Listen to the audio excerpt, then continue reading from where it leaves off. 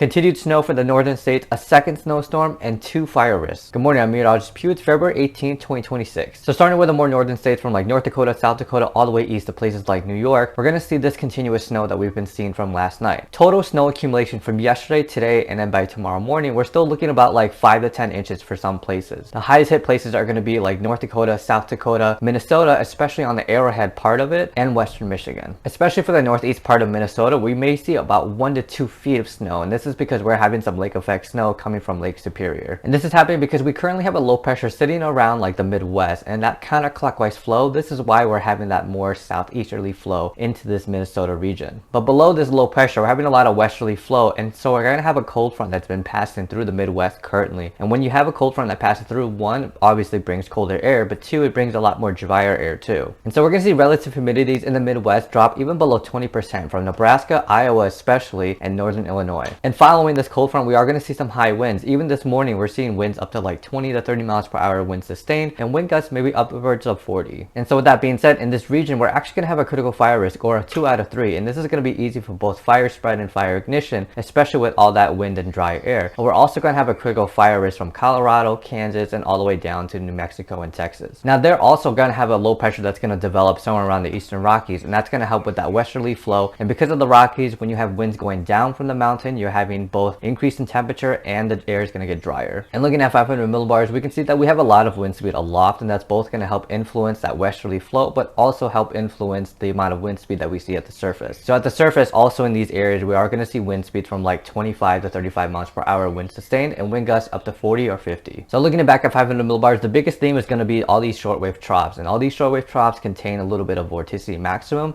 or area of spin. And with all the spin, it's helping influence all that upward motion in the areas it's headed into, which is help influencing all these snowstorms that we're pretty much seeing. And not to mention, all these troughs originated from the Pacific too and brought in a lot of moisture. In terms of the west coast, this trough is going to keep producing those isolated and scattered showers throughout today and tomorrow. And again, those in much higher elevations or in the mountains, you're going to see this continuous snow throughout the west. And this trough in the Rockies is going to cause a secondary snowstorm starting in Wyoming and Montana by this evening. By overnight and tomorrow morning, places like South Dakota and Nebraska are going to see this snow. By tomorrow afternoon, places like southern Minnesota and Iowa are going to see this, and eventually Wisconsin. And in general, it looks like we're looking about like 2 to 5 inches of snowfall, where some localized places may see 5 inches or greater.